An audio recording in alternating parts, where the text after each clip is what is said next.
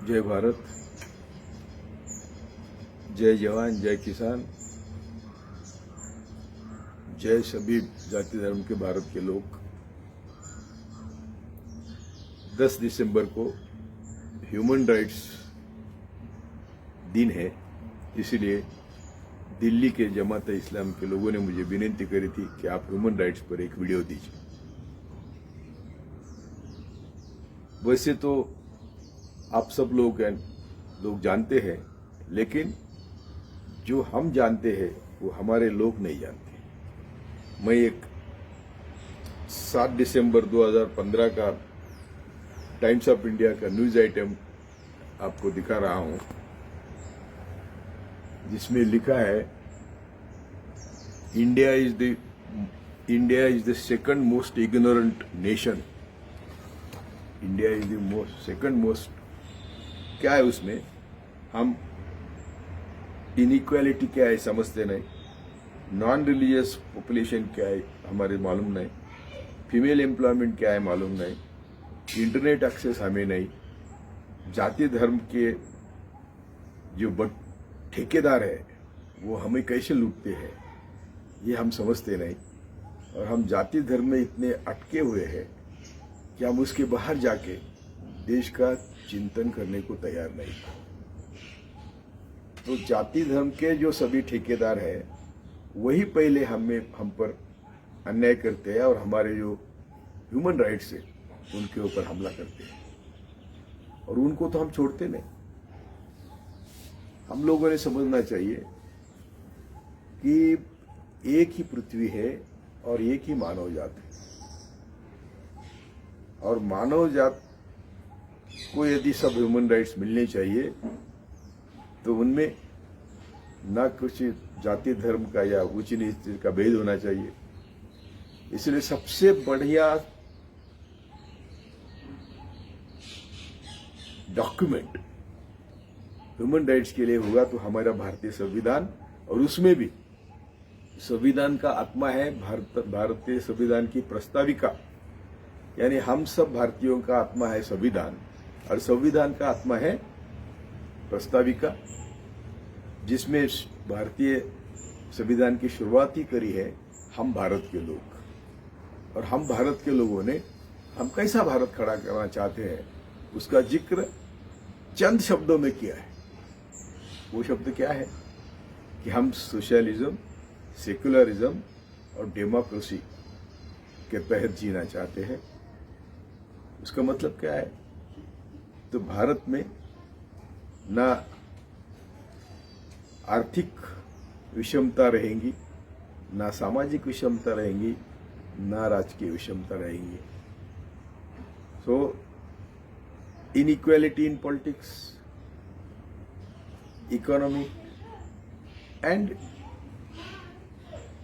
social inequality will not be tolerated। और हम fraternity और लिबर्टी की बात करते हैं, यानी बंधुता और स्वतंत्रता।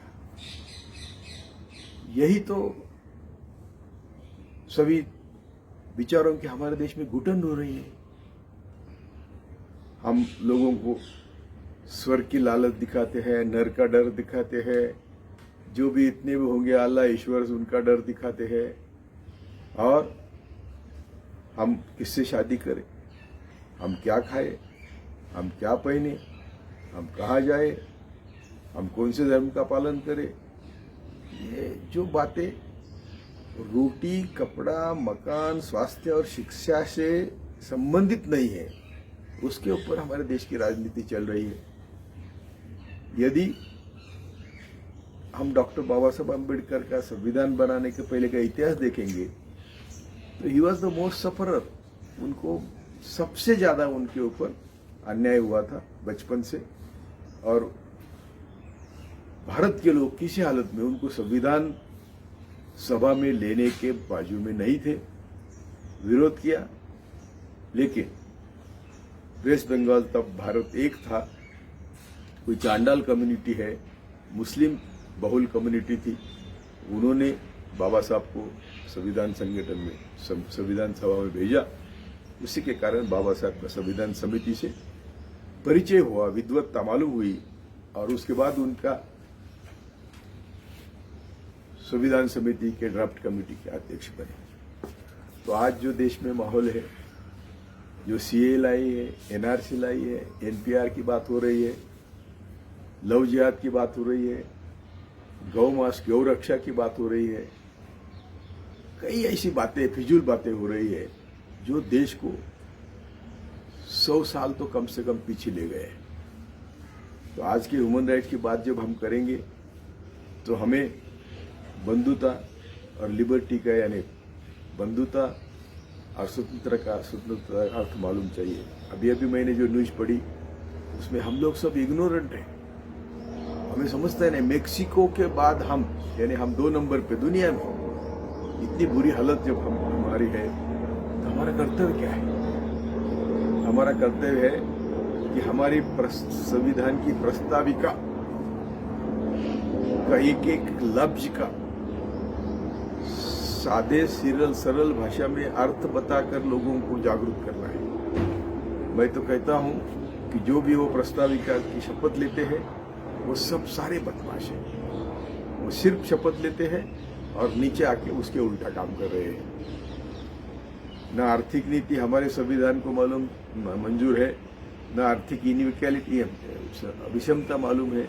यानी संविधान जो चाहता है कि हम सबको सबका बराबरी का दर्जा मिले, न हम जात धर्म के नाम पर देश चलाए, लेकिन वो हो नहीं रहा है।